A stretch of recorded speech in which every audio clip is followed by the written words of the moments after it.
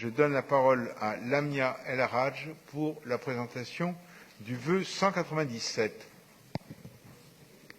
Merci beaucoup, Monsieur le maire, chers collègues. La question du maintien de l'ordre est par nature un sujet extrêmement sensible, à l'orée des chemins entre liberté fondamentale, ordre public, sécurité et protection. Elle nécessite une vision juste, bienveillante, intransigeante avec les lois et respectueuse bien évidemment de chacun.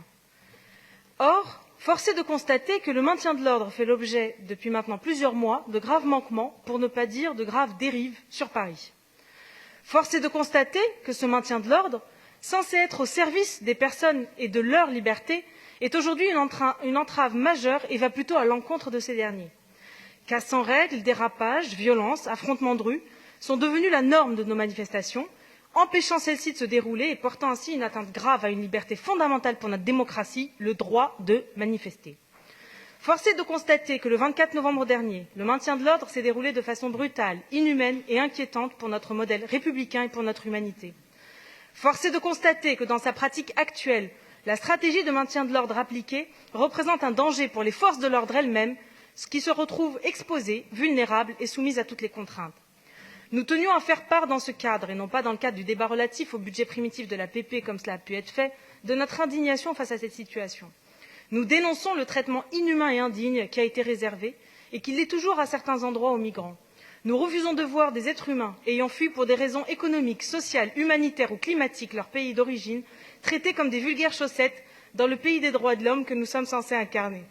Nous dénonçons la stratégie de maintien de l'ordre appliquée à ce jour et portant une atteinte grave aux biens, aux personnes, à la sécurité des forces de l'ordre et à nos libertés. Nous demandons au ministre de l'Intérieur de nous faire part du rapport demandé au préfet de police et qu'il s'engage à sanctionner toute infraction qui se serait produite le 24 novembre dernier.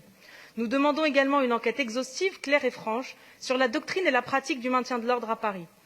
Par ailleurs, nous considérons que les sujets de sécurité sont suffisamment importants et graves pour ne pas être traités dans une proposition de loi dite présomptueusement sécurité globale, qui, si elle permet la création de la police municipale parisienne dont nous nous réjouissons, porte une atteinte grave aux libertés fondamentales et ouvre une brèche importante en termes de transfert de compétences et de responsabilités concernant le maintien de l'ordre et la sécurité de l'État aux collectivités locales et à des entreprises de sécurité privées.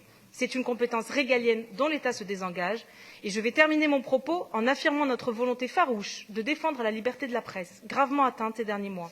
Secret des sources, droit à l'information, droit à l'exercice serein de leur mission sont des indispensables de notre démocratie.